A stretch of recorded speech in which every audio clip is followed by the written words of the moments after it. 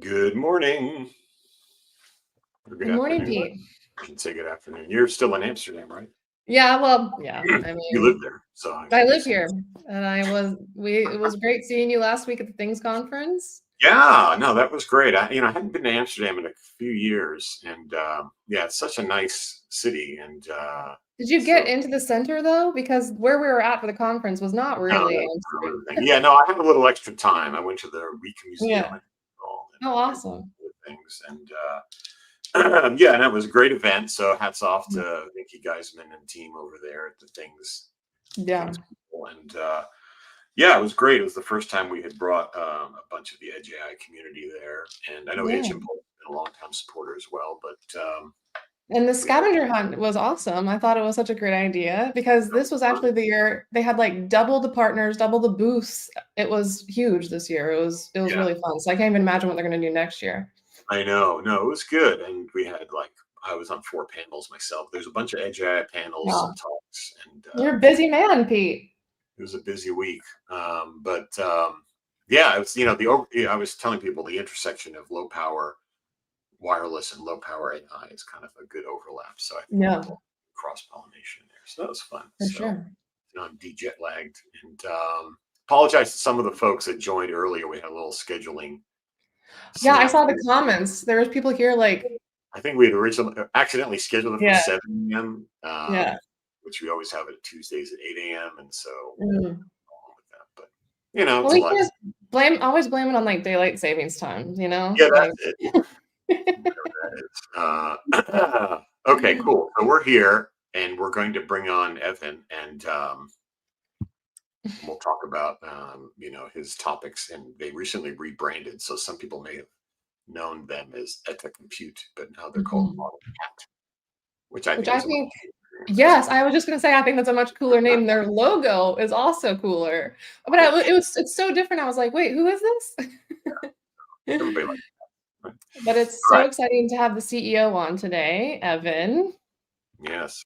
Oh, let me do a quick PSA before we bring Evan on. So if folks have not, or if you're in the area of Taiwan in November, or interested in going, we're going to have a 2-day event in Taipei, November 11th and 12th, and Edge AI Taipei 2025. I And might be there. cool. Yeah, here, I'll show the little banner. Mhm. If you go to that URL, there's still some seats available. It's a bit of a limited seating thing, but we're going to have, Jenny might be there, Edge Impulse, Mhm. but we're going to have, your parent company, Qualcomm, I think will be there too. NXP, ST Micro, Dell Technologies, Advantech, Intel, Himax, and then we're going to have professors from NTU and NTCU, and a bunch of cool presentations on research. And we're going to have a cool mixer there. We're going to have a panel on startups, a panel on deploying and commercializing Edge AI. So really kind of a packed couple of days to meet who's who in the space and learn what's what. So go to that URL, you can get some tickets, and I'll see you there. So that'll be good. So that's my PSA. Now that we've done the PSA, Well, another quick PSA, if you have any questions today, please ask them in the chat, and yeah. we will answer them live at the end of Evan's presentation. So Yes, and we may even interrupt them depending on depending how juicy the question is. Sometimes it's good, you kind of Yeah. bundled in there. But yeah, definitely, this is interactive, and this is your opportunity to talk to the experts on what they're talking about. So yes, please do that. Why don't we bring Evan on board here? There he is. Good morning. Morning. Good morning, Evan. Yes, excellent. So yeah, thanks for joining us. Let me get you into the guest configuration here. So let's see. What happened to you? Did I lose you? I lost you for a second. There it is. No, but I want to give you the guest spot. There you go. Here I am. Yeah, you got the prime time spot. Thanks. So I'm going to get the banner so that your name comes up. So you're the CEO of ModelCat.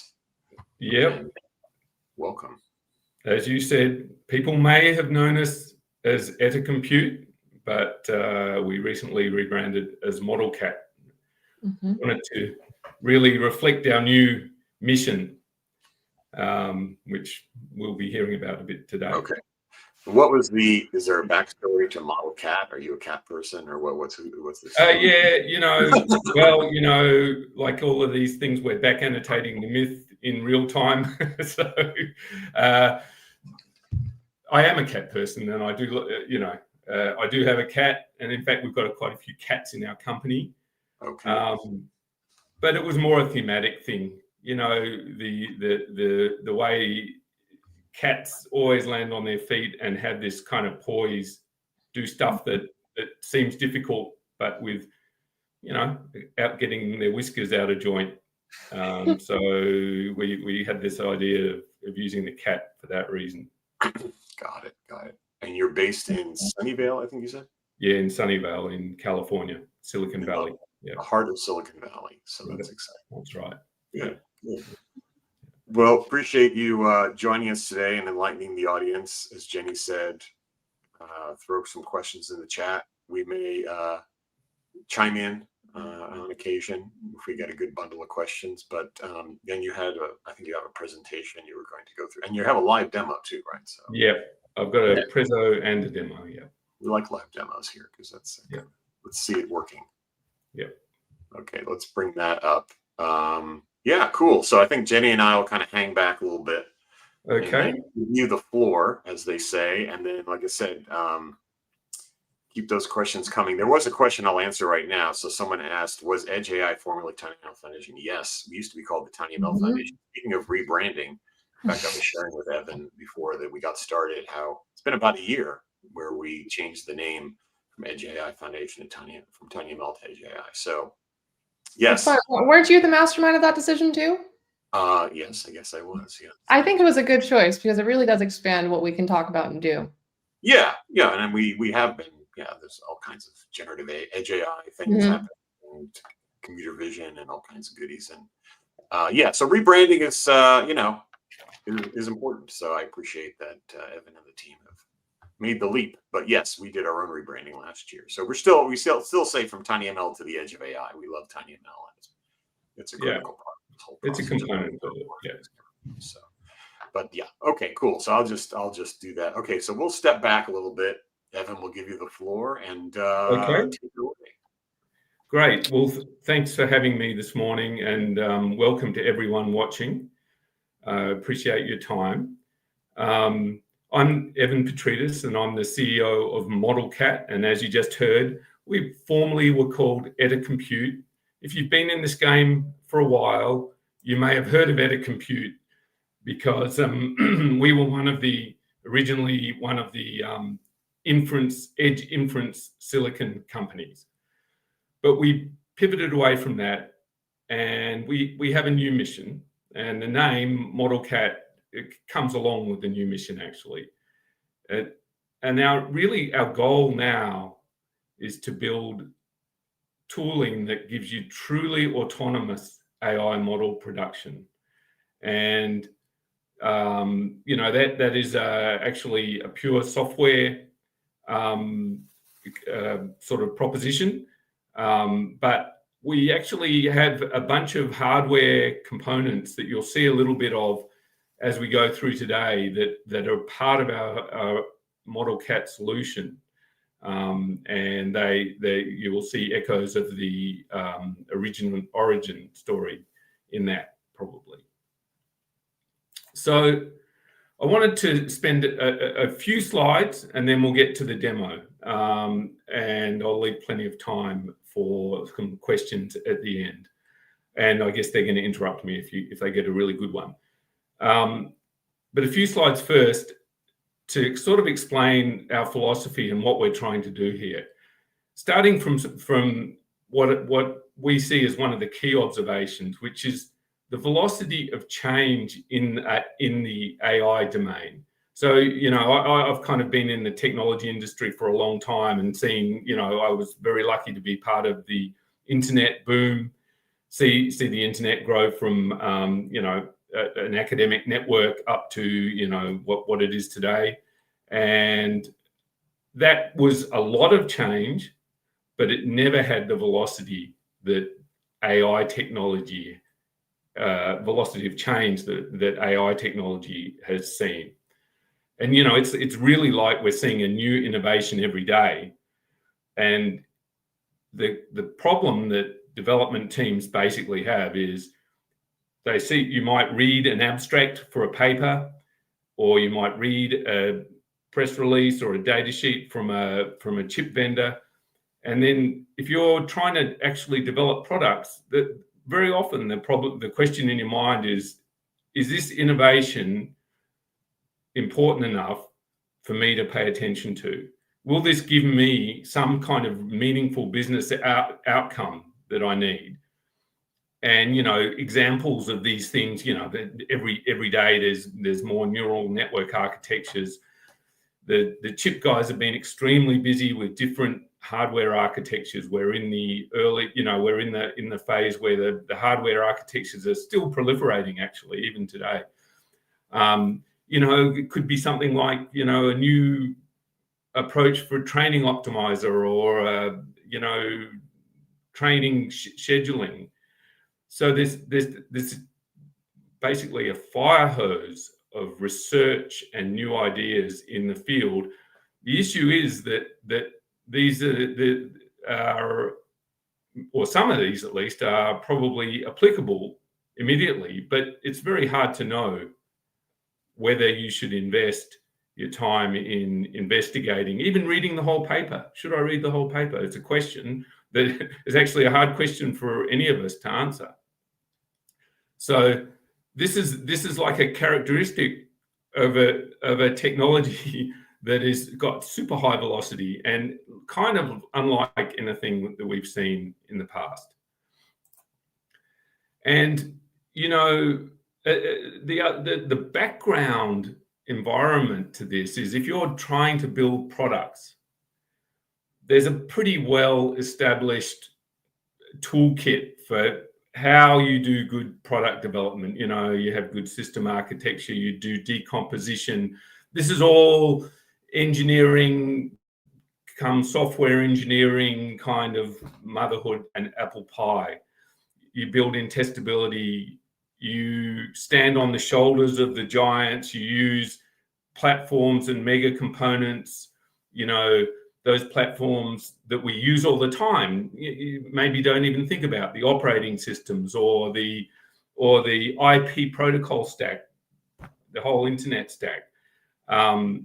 You do a lot really of incremental improvement. So trying to reuse, because it's so hard to get stuff to work in the real world, that once you've got it to work, you don't want to lose that. So there is a lot of building on modules, on components and so on that you've already proven out or that have been shown to work. So this is all great. This is all great. But you spray a fire hose of AI innovation at this, and none of these kind of mechanisms and none of the processes in traditional product development are really capable of responding and absorbing those innovations fast enough. It's really a pretty tough situation if you're in the game of trying to build real products. So we wanted to address this. And so, of course, you know, we aren't the first people to observe that this is a problem, this mismatch. And you know, people have tried many approaches. And some of the approaches, there's actually, you know, a couple of other major ones as well. But some of the approaches are, you know, better libraries. You know, maybe if I make my compiler better, or maybe if I make my you know, my training setup better, or my cluster management better. This component by component improvement, it's part of the story, but it's not really been enough. Another sort of angle is the whole product angle, which is, okay, the issue here is that we just need an end-to-end tool chain, which gives a development team everything they need. And that gets part of the way as well, but has not been dramatically successful. And of course, the one that many players in the game come back to, because it's actually kind of known to work, is here's a canned solution. Okay, here's a canned solution for X, for problem X.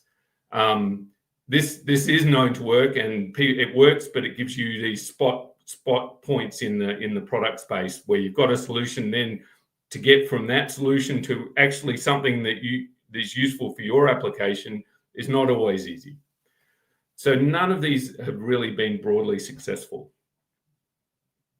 And we set out to ask, how can we actually solve that problem today?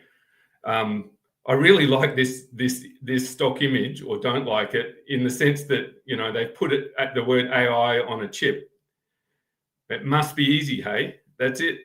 There's the picture. So that's, in some way, that's what we want, but it's been proven to be not very easy. But we have one hugely powerful weapon that you know, we have never had in the past to help to solve this problem, and that is AI itself. Using AI as the core of the tooling for this to help solve this. How do I build AI models for a particular application on a particular chip? That is the key to making this a broadly accessible and usable solution for across a variety of different domains. And that's what I'm going to show you today. That's what ModelCat is. So, you know, as usual, AI is really critical and is the linchpin of this, but it's not a magic wand. And anyone who, you know, uses any of the coding tools or even any of the chat AIs today knows that you need some scaffolding. You can't just throw a general purpose AI at a problem where you actually want a very deterministic and well characterized output, which is really what we want if we're trying to build a product. And so AI itself, it's not really a magic wand, but it's the central component. And we've built this scaffolding and kind of characterized it as 5 pillars that you need for AI created AI. So the very first, and probably I think the most important one, and look, a lot of the chat bots are now getting to this, is that you must have a closed loop around the AI. That is, the AI is working towards the user's goal in a closed loop until it reaches theirs. And so, of course, then that brings up, how do you limit how much resource it's going to use and all of those sort of things? Yeah, you have to think about that. But this is really the central architectural characteristic. The second thing is it must be grounded in reality. You know, we're not in the game of dealing with AI hallucinations or inaccuracies or estimates. We need the AI to be continuously grounded in reality. And, you know, I use that term very broadly. The reality of what the chip can do, the reality of how much memory you've got, the reality of how much power it's using. It must be grounded in reality. And I'll tell you a bit about how we do all these things in a minute. Third thing is, it's got to think in systems. I've got a sort of systems. I'm actually a hardware engineer originally, and I've got a systems background. And the thing that we need to do here to make this broadly applicable is provide a way that you can tell the tool or the platform, ModelCat in this case, you can tell it in a natural way what you want out of it. So this is not the same as giving it lots of little micro instructions about what neural network architecture you want to use, or exactly which transfer learning data set you want to use. It's, here's what I need from you. And, you know, it's an input. Now you give it to me. The fourth thing is all about that fire hose. We need a way, the system is modular enough that it can learn from this fire hose of new research, and that can be highly systematized and highly automated, that learning. And then the last one is that it needs to be a trustworthy single-step process. And, trustworthy in the sense that the user really trusts it. And of course, that's something that builds up over time with using any of these kinds of AI systems. Okay, so now let me just skip over to very quick kind of demo walkthrough. So ModelCat itself is a SaaS or cloud-based system. And so I'm running this is in my browser. I'm running this in my browser, and you can see here the datasets page. This is showing a variety of different datasets. And today I'm just going to concentrate, show you one particular dataset. So this is a dataset that's a public and open source dataset that's been bopping around. It's pill detection. And so, you can probably see that they've got a variety of, somewhat difficult backgrounds and distractions for the system to try to find pills within these images. And it's a good example, just simply because it's easy to understand. So within ModelCat, of course, there's a way that you can upload your data, and this data set has been uploaded by one of our engineers, actually. The system provides a bunch of analytics on your data that helps you to quickly understand if you've got the typical sort of data skews, and our AI will sometimes give you a warning that says that, like in this case, it's saying that it's found some distributional shift between the training and validation splits. So there's the system automatically analyzes your data set and then will give you warnings, and sometimes even up to error level if there's things that are wrong with your data set. This is all a pretty simple press button process to get that data in. Now, one other kind of core input into our model creation, or as we call it, the model build process, is our silicon library. So we have a variety of chips that have been onboarded onto ModelCat. When I say onboarded, that means that ModelCat has characterized each of these chips for their ability to run these neural network models. And it knows just about everything that you could need to know about the kinds of operations that are supported, how fast they are, how much memory they take, what the parameters that they accept are. So you can think of this as a very detailed, highly automated profiling of the chip and its low-level runtime.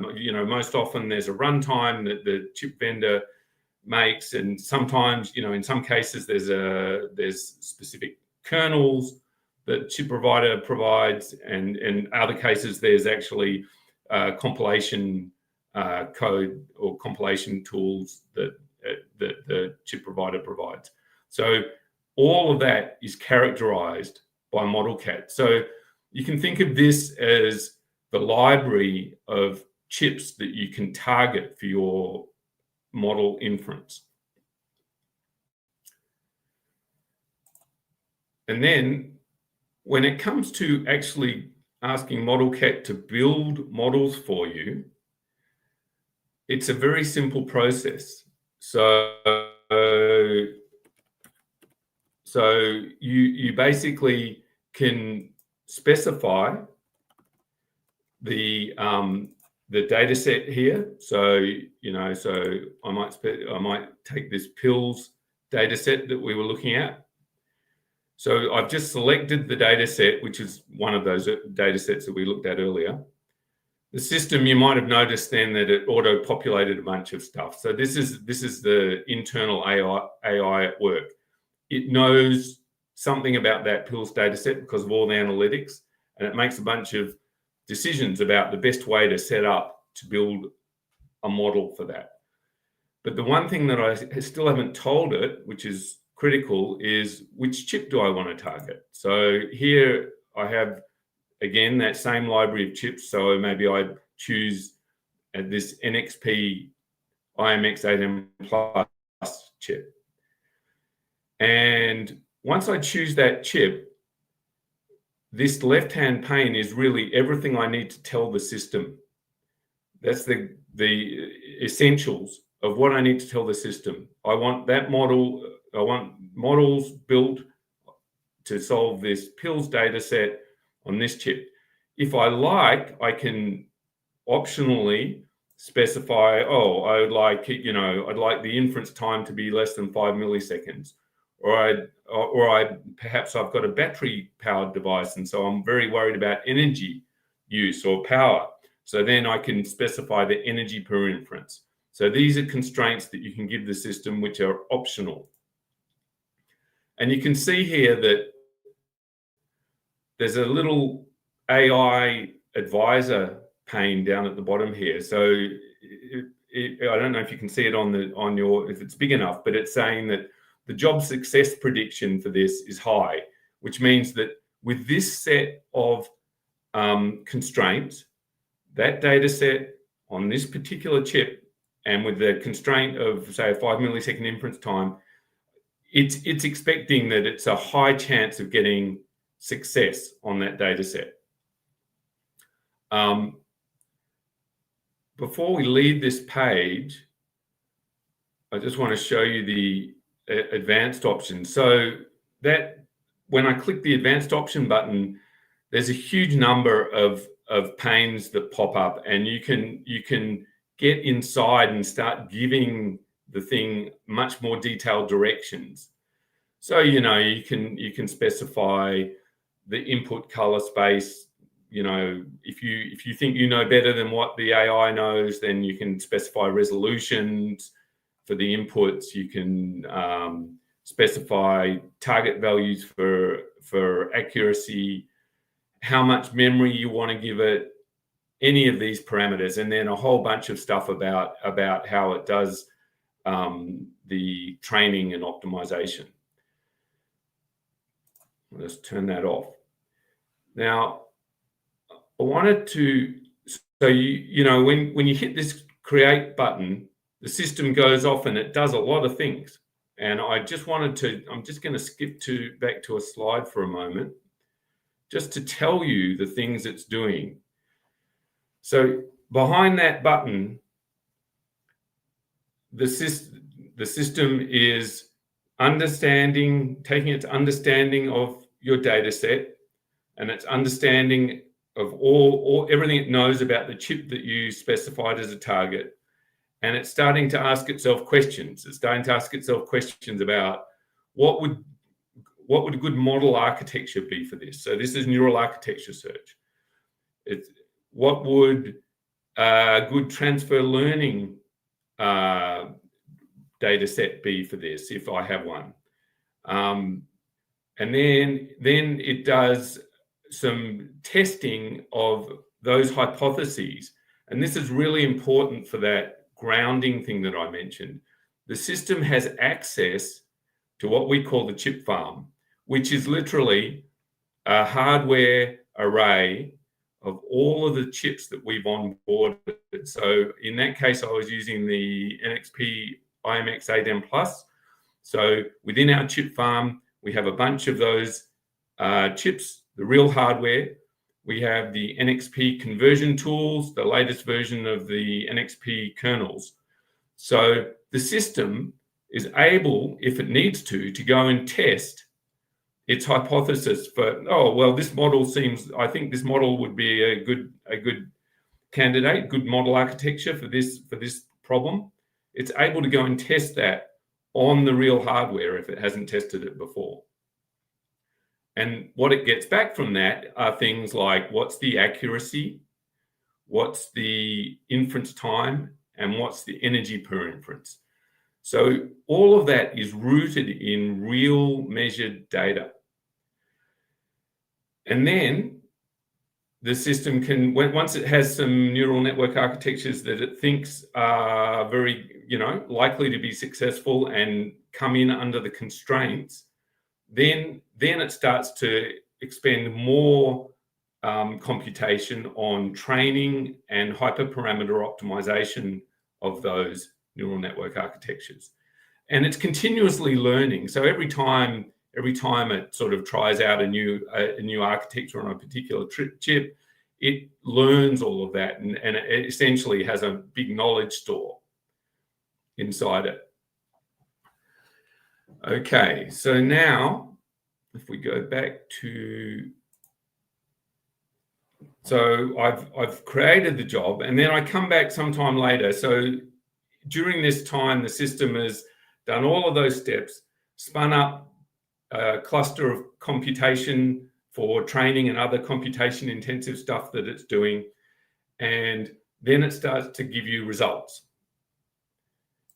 And this is a pretty typical example of a results page. So it says here that it's actually the pill detection data set, and we kind of collapsed all of the complexity of the data science results down into a single page, which starts off with, here's a graph of my prediction time versus my accuracy. So x-axis is the prediction time, or the inference time.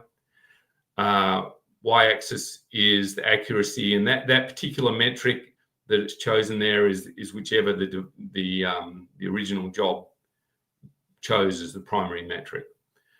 So, you might have seen scatter plots like this before. Every dot on here is a model, and up and to the left is better. The black line is the Pareto frontier. So the most interesting ones are generally on the Pareto frontier. So if I click on one of these models, then I get, a whole bunch of detailed parameters, all the different metrics there if I'm interested in different metrics. And you can see that the system understands and reports measured accuracy metrics or data science type metrics, as well as these kinds of things: energy per inference, prediction time. These are very, very hardware specific things, or RAM usage, ROM usage. And so you get a complete picture here of the performance of that particular model. You may be satisfied, and at that point you can download that model. And if you download and run that model on that same chip, remember this is all, actually this particular run was targeting an ST chip. If you download and run that on that chip, you'll get the exact same performance. So this is guaranteed because this is measured. These are measured performances. So this is avoiding the problem that you often get where, the tools need to do an estimate, or you're doing your data science in a more abstracted environment, building the models and measuring them in an abstract environment. And then you've got this porting or deployment process to get it to work on the actual chip. In this case, the numbers are measured on that chip. Okay. And then, within each of these models, there's actually gruesomely detailed reporting. And this is all normalized. So it kind of makes it nice for the end user, because it's all normalized from the vendor's ways of describing this stuff. So that low level, the different SDKs describe this stuff or report this stuff in different ways.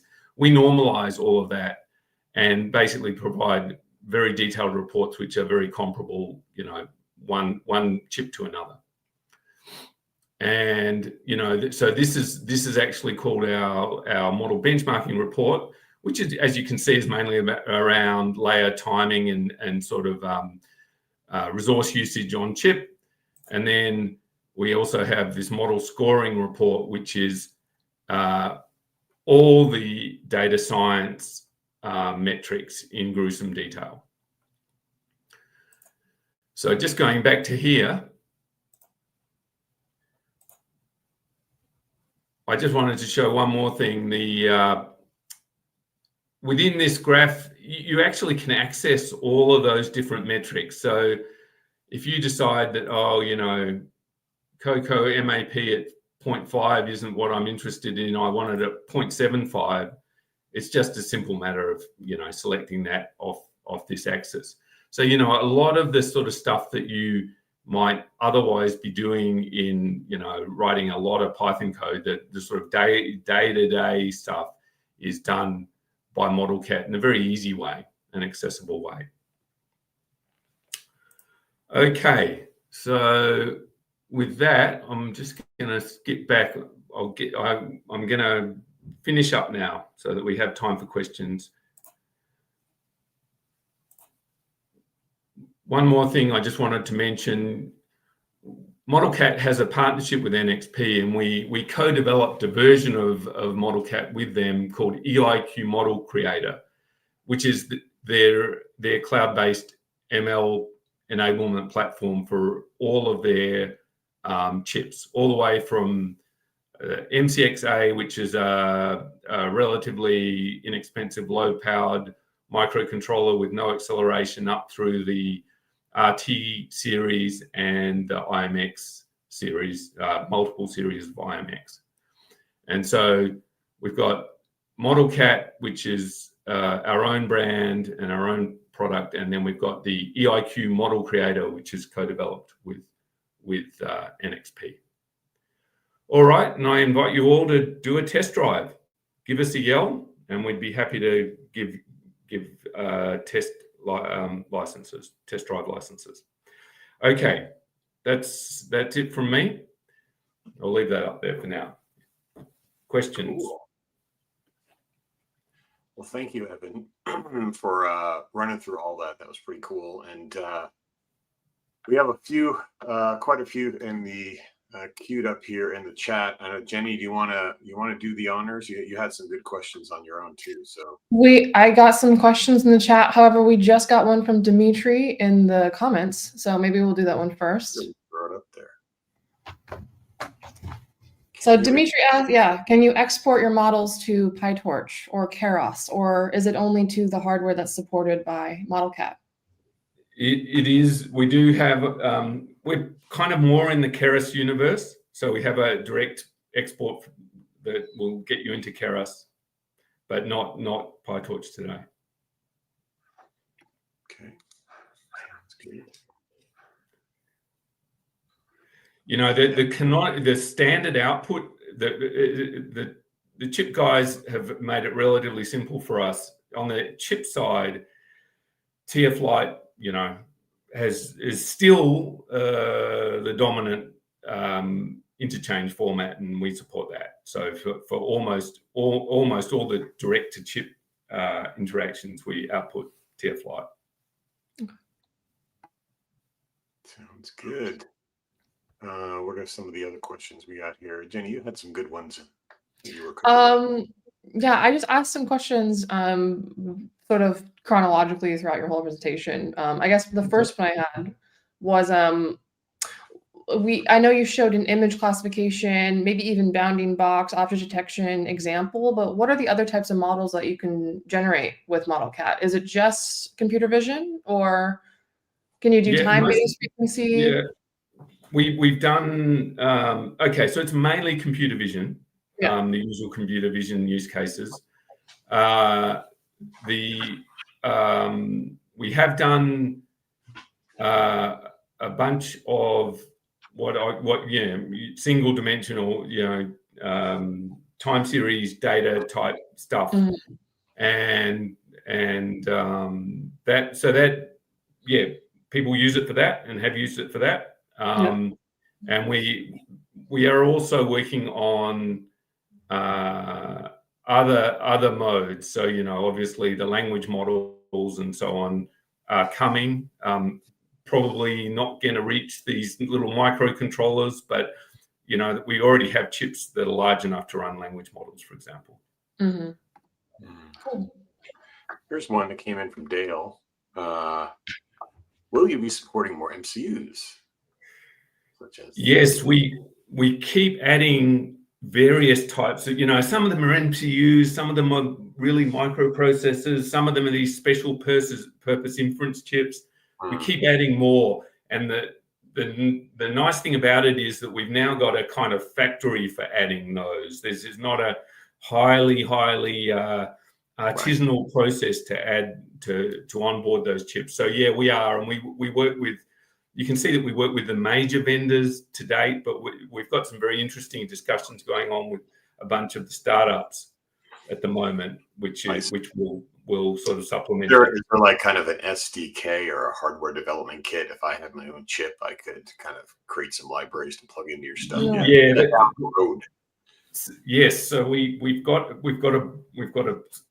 roadmap bullet point for self onboarding, and we are working towards it. It's not there yet. So right now, it's still a bit of engineering work that one of our engineers has to do. So, I guess my follow-up question for that would be, do the embedded engineers use AI to generate the support for a new platform for the AI generating AI? You know what I'm saying? Yeah, no, I know what you're saying. Yeah, no. I think, the deep embedded stuff, and of course, the last bit that the embedded engineers on our side are doing is the deep embedded stuff, right? You can imagine. Yeah. We've got some great ideas about how to do that. Today we haven't done it.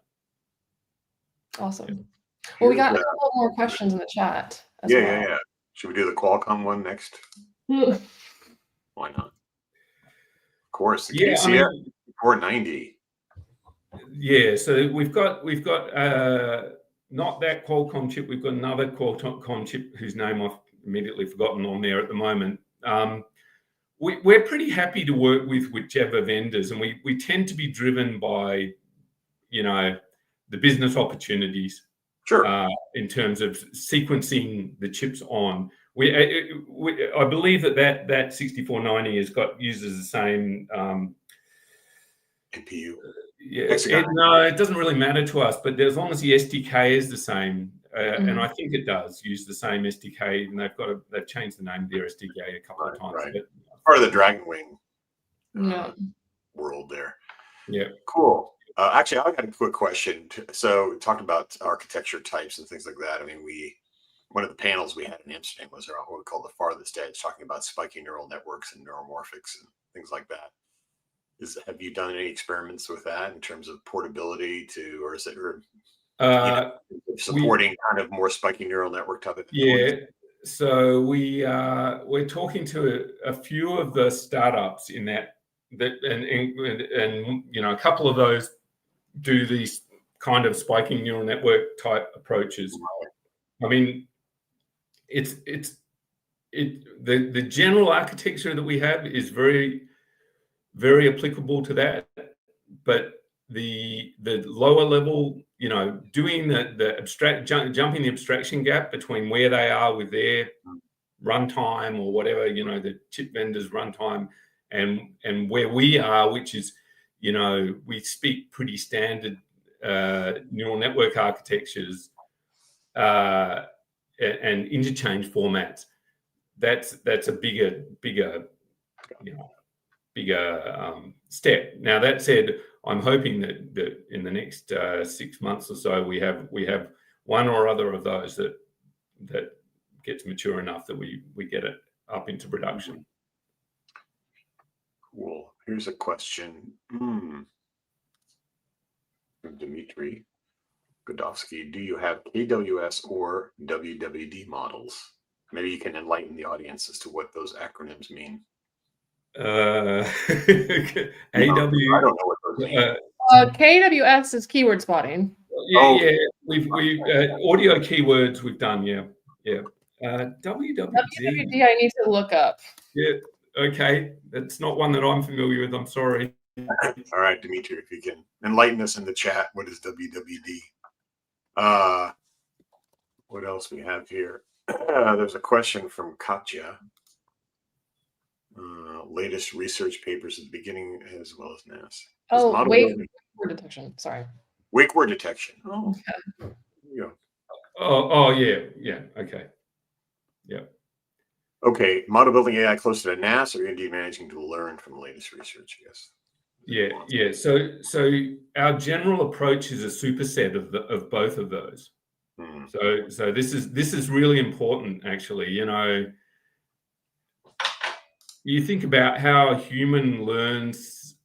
If you're someone who's working in research in that field, how do you learn about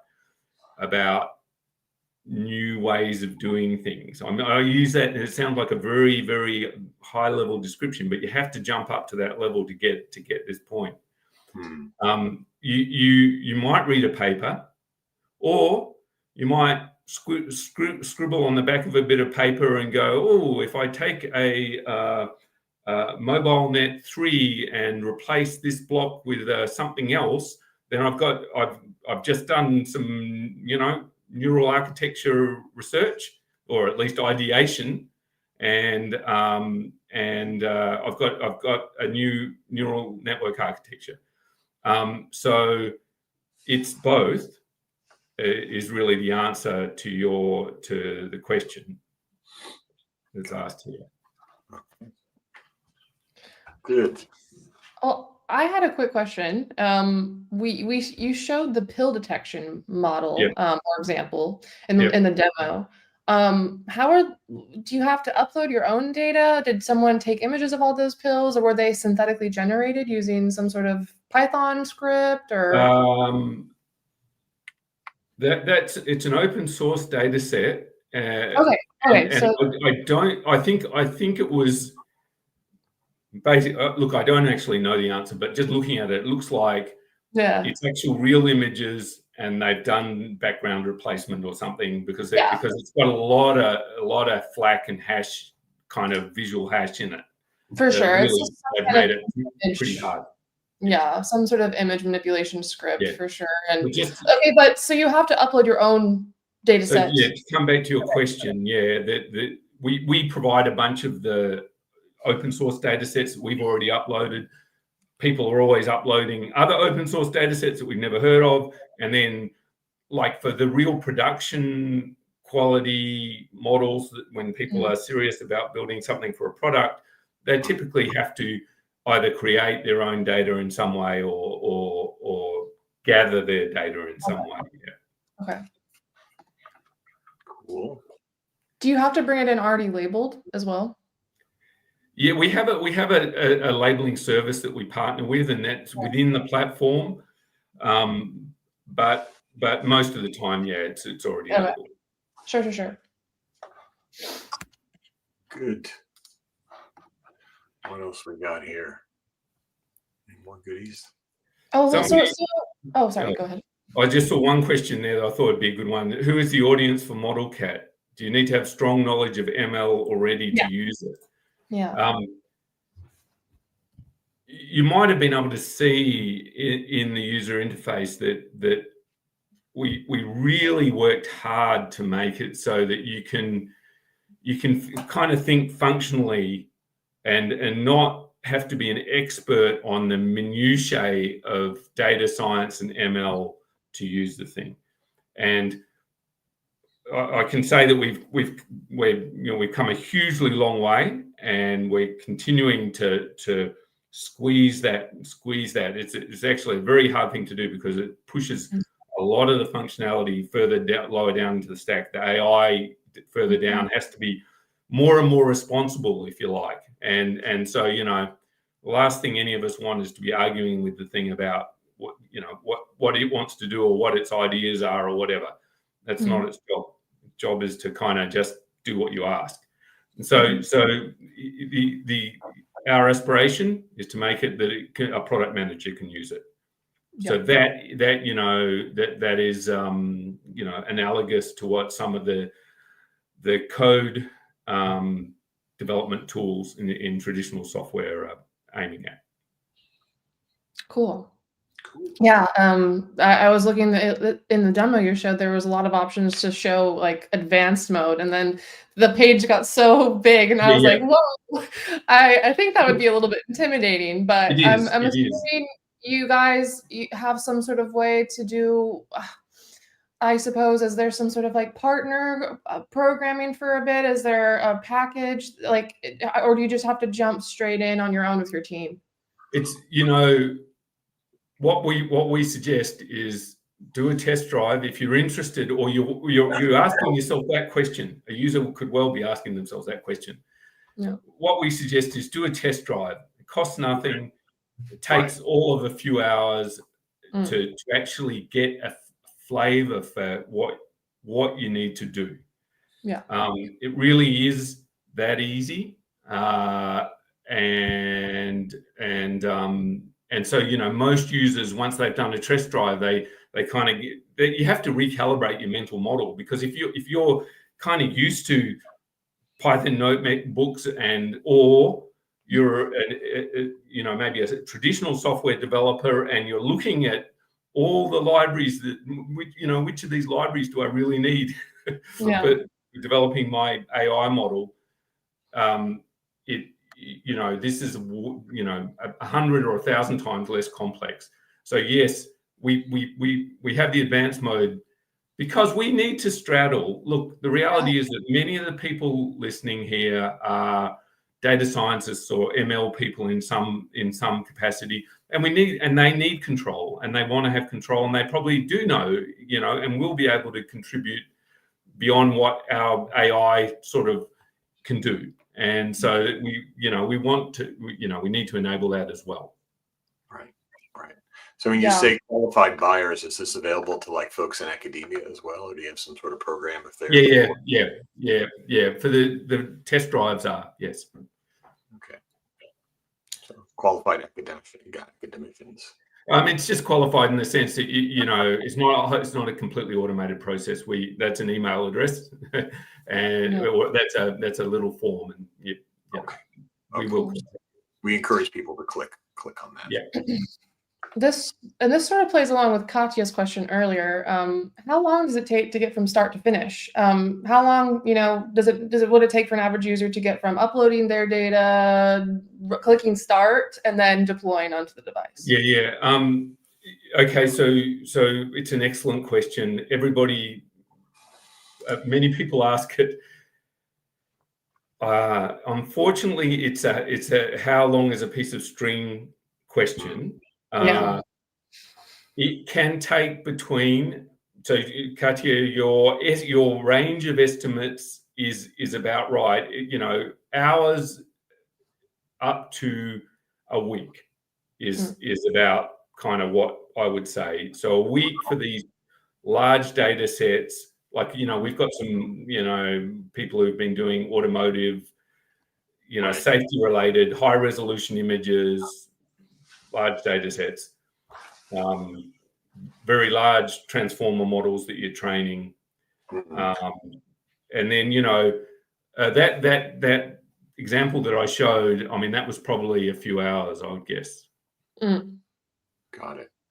And do you run this on, what's your back end? Are you running this like an AWS, or is it? It's AWS. We use AWS. And so and Katya, you might be wondering how we do that in a few hours. It spins up a cluster of machines for the particular job. So for you, when you hit that build button or the create button, it spins up a cluster for you. It's not just one machine or anything. You also mentioned, sorry, Pete. You also mentioned that there was I can't remember what you called it, but a farm of devices that you've already support. Are these like you have a room physically with the devices that it's deploying to check the accuracy and the performance? Yep. Very cool. Yep. I would be cool if a picture of that. Yes, there is a picture floating around. I think our hardware guy is going to do a beauty shot soon. He said he was going to. Yep. Very cool. Good. Oh, Dale has a question, Pete. Dale has a question. How much does it cost? Yeah, unfortunately, that's the piece of string again, Dale. But you know, we have a little one pager which kind of gives some kind of guidelines, small, medium, and that sort of production quality, Right. which we could share. So if you just ping me afterwards, I'll dig that out and I'll just send that to you. That just again, it gives you a flavor, kind of like what the Be cool if person there's earlier. some sort of tool where you could sort of do a cost estimator on your website. Yeah. You know, the one of our engineers is promising me the cost estimation model. Okay. And you know, it's coming. We've got enough data. So the hard thing with that is the data. It's actually not that hard a model, but it's just yet another roadmap item. So that little meter that said what your probability of success was will also say here's what your cost estimate is. Got it. Okay. So you do have human engineers. It's not all AI generated. You're not the only employee. No, you know, that canonical slide of how you do development, that's, you know, for sure a large platform development like this, we look like that. Okay. Awesome. We're coming in the last couple of minutes. I wanted to remind folks, this show will be on our YouTube channel instantly after we finish today. So if you didn't catch the beginning, you can do that. And then also, upcoming live streams are here at jffoundation.org live streams. So we have one of these every 2 weeks. You can subscribe to our YouTube channel or whatever your mechanism is. It's on LinkedIn and Twitch as well. But yeah, I think, Evan, this is fantastic. Really appreciate your time. And Jenny, thanks for co-hosting. Yes. Thanks everyone in the audience for accommodating our timing things. And any closing words of wisdom, Evan, for the world here? All I'd say is ping us, and we're very open to partnering. You know, I noticed that there was a bunch of questions about the chips. We're very open to partnering with a variety of different chip vendors, and this proposition works for all of those, including the really innovative stuff that people are doing at the hardware level. So yeah, and this is like exactly the kind of innovation thing that you almost don't even think of that's happening in this space, like, you know, actually using AI to sort of help with model portability and development and deployment of solutions. So fantastic that you're on the cutting edge of this. And again, kudos on the rebranding. ModelCat, very cool. Thanks. We're looking for some merch. I have my cat. merch. We need some ModelCat caps or something. I don't know. Cool. All right. Well, thanks everybody. Jenny, thank you again. Evan, of course. Thank you very, very much both for hosting, and thanks to the audience for listening today. Thanks for joining. Take care. Okay.